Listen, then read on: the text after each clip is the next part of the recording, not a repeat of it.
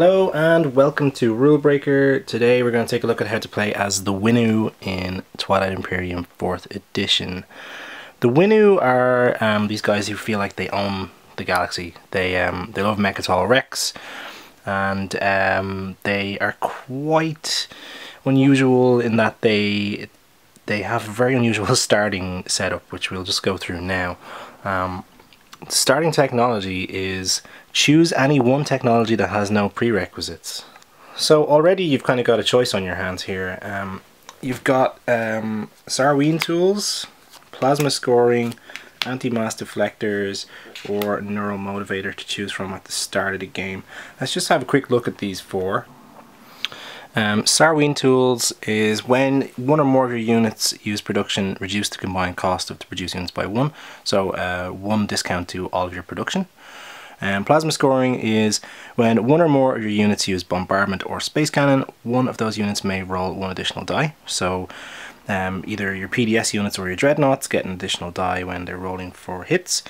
The Anti-Mass Deflectors is your ships can move into and through asteroid fields. When other players' units use space cannon against your units, apply -1 to the result of each die roll. That's pretty straightforward. So asteroid fields, you can just move through them, and you're a little bit stronger against PDS fire. And Neuromotivator is during the status phase, draw 2 action cards instead of 1. So, like, all 4 of these are pretty decent. There's no wrong decision really here. I probably wouldn't go for Plasma Scoring just based on the fact that you don't need it right away. You're not going to have dreadnoughts right away. You're probably not going to need your PDS fire in the first rounds. You can always come and get this later. So I would pretty much discount Plasma Scoring and make it a choice between these 3. Action cards are great. Being able to move through asteroid fields is okay, but it does give you quicker access to your Lazak's gatefolding technology, which is one of your racial techs earlier, if we take a look at that in a little while. And also Sardine Tools is probably the best one. It gives you a reduction in cost to produce stuff, and it also acts as a prereq for your Hegemonic trade policy ability if you want to go for that later too. So choose between these 3 and you'll figure it out. Personally, I would probably take Sardine Tools. That discount is nice, and I do like the Hegemonic trade policy as a sort of early game technology if you can race to it pretty quickly. So I recommend this one, but any of these 3 is a pretty decent choice either way. As the Winnu, you also have a fairly light starting unit group here. You've got 1 carrier, so you're a little bit limited in where you can go early. You're only going in one direction with your infantry. You've got a cruiser, which can move around pretty far. You've got 2 fighters, which is quite low. Not a lot of hit absorbing going on with them. You've only got 2 infantry, which is one of the lowest in the game, meaning you've got very little options to conquer early. You've got a space dock, and you've also got a PDS, so you've got a nice bit of defense to start the game with. Alright, so the Winnu start system has the name Winnu as the planet. It's got 3 resources and 4 influence, which is pretty good. You're going to have your space dock down here, which means that you can produce up to 5 units from Winnu every round. That's 2 plus the 3 for the planet. Having the 2 infantry and the 2 fighters means that you've got very little flexibility at the start. Your cruiser it depends on how the board sets up, but it's probably going to have to fly out pretty far. At least you've got that PDS there to act as a deterrent in the early game. And the carrier with only 2 guys to conquer planets means that you're going to have a bit of a rough start conquering planets. You should really focus on getting more infantry early on. Okay, let's take a look at the front of the Winnu's race sheet here. You've got all the regular units, no special units down here. You've got the regular destroyer, cruiser, warsun, all that stuff, standard stuff. We're going to be looking at these now, the racial abilities. So Blood Ties, which reads, you do not have to spend influence to remove the custodian token from Mechatol Rex. Let's just have a quick reminder of what that is. Yeah, so at the start of the game, this token is going to be down on Mechatol Rex with this number 6 on it. What the Blood Ties ability for the Winnu does is it means that you don't have to spend the 6 resources on cards, sorry, the 6 influence on cards, which is the blue number on the cards here. You can just take it straight away, and if you have a look at the back, you realize that it's worth a victory point. So that's a nice cheap, cheeky way of getting a victory point early as the Winnu. So hint hint, go for Mechatol Rex as the Winnu. The Winnu's other special ability is Reclamation, which reads, after you resolve a tactical action during which you gain control of Mechatol Rex, you may place 1 PDS and 1 space stock from your reinforcements on Mechatol Rex. So pretty straightforward. After you've probably used this get rid of the token ability here to take Mechatol Rex, or it could be later in the game after someone's already taken it, you simply get a free PDS and free space stock right there. The PDS is always good to have on a planet that you've conquered, and having that space block down there means that you can just reinforce it directly, which is nice. It's really cool. The Winnu have 3 commodities that they have access to in the trade phase. So if you fill up, that's a relatively average amount. It's not high, it's not low, it's kind of in the middle. Most players will have 3 or 4, making them viable trade partners for other people. They're relatively peaceful in nature. However, you know, they do want Mechatol Rex, they do want this victory point, they do want to control the center of the galaxy, meaning that you're probably going to have a few enemies at the table, meaning that trade is going to be probably a little difficult, but if you work on it, you should be able to get some trade goods. It shouldn't be too hard. You're not the scariest race in the game by any means, so yeah, you know, you're a fairly viable trade partner.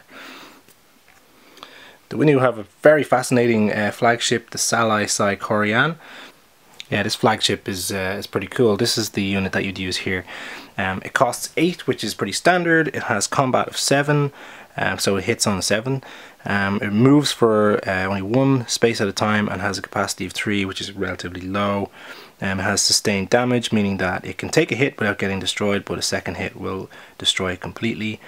But most importantly, it has a really interesting special ability, which is when this unit makes a combat roll, it rolls a number of dice equal to the number of your opponent's non-fighter ships in this system. So that can be, you know, it can be as many as 5, 6, but it could be as low as 1 or 2, meaning that you've always got a really fair fight that is then totally lopsided by the Salai Sai Corian. Having this in a fight means that you've got a really heavy advantage with the number of dice you're going to be rolling. You're probably going to want to take a bunch of fighters in with you to soak up as many damage as possible. Probably even take a carrier along with it, carrying even more fighters to keep it alive. But you're going to be a walking ball of destruction with this thing here. Even War Sons find you a little bit offensive if they've got backup when you've got this thing going around. It's a really strong flagship, one of the best flagships in the game. It's very contextual, I'll give you that. I mean, it could be just rolling 1 die against an enemy and it could end up losing that fight, but for the most part, as long as it's backed up with other ships, it's doing a lot of damage. The 7 is not the most amazing number to be rolling, but you know, it's not bad either. So yeah, the Salai Sai Corian, definitely go for it. It's one of the best flagships in the game. The Winnu have 2 quite utility-based racial technologies. The first is Lazak's gatefolding, and the other is the Hegemonic trade policy. So the Lazak gatefolding is a blue technology that requires 2 blue prereqs, and it reads, during your tactical action, if you do not control Mechatol Rex, treat its system as if it contains both an alpha and beta wormhole. Action. If you control Mechatol Rex, exhaust this card to place 1 infantry from your reinforcements on Mechatol Rex. Yeah, so this is basically a way of getting to Mechatol Rex easily. So if you have had Mechatol Rex and you've gotten the victory point and then you've lost the planet, or if you've never collected it at all and you want to get there, you probably want to build this Lazak's gatefolding. It gives you access from all corners of the board through the wormholes. So there are 4 potential hexes that this could be used with. There's 2 B wormhole hexes and 2 A wormhole hexes, and any of these would act as adjacent to Mechatol Rex if you have the Lazak's gatefolding in your active technology pool. The action is nice as well. If you happen to have Mechatol Rex and you don't need the wormholes, you can just place infantry down as an action. It's a nice stall mechanism. If you're waiting to find out what someone's going to do and they're, you know, running out of tokens, you can just exhaust this card and put down an infantry on Mechatol Rex, making Mechatol Rex even stronger and harder to take down, nicely fortified. So that's the Lazak's gatefolding. It's a nice utility technology.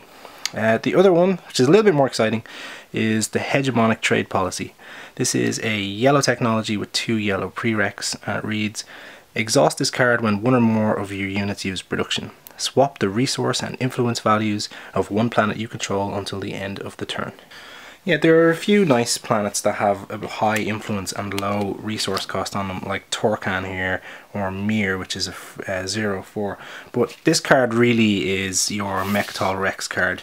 If you have a look at Mechatol Rex itself, it has 6 influence and 1 resource. So if you've got Hegemonic trade policy and you've got Mechatol Rex, which you should as the Winnu, then this becomes a yellow 6, meaning that you can produce units with that 6 instead of having it used as influence, which is really nice. It's a big boost, and I highly recommend that you get the Hegemonic trade policy as early as you possibly can as the Winnu in order to get your massive fleets.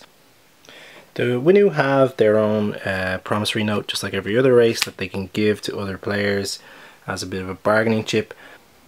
Their one is Acquiescence, which reads: at the end of the strategy phase, exchange one of your strategy cards with the strategy card that was chosen by the Winnu player.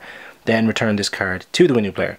So yeah, this is a really bad promissory note to be giving away to anybody at any time, really. I wouldn't give this away for the world.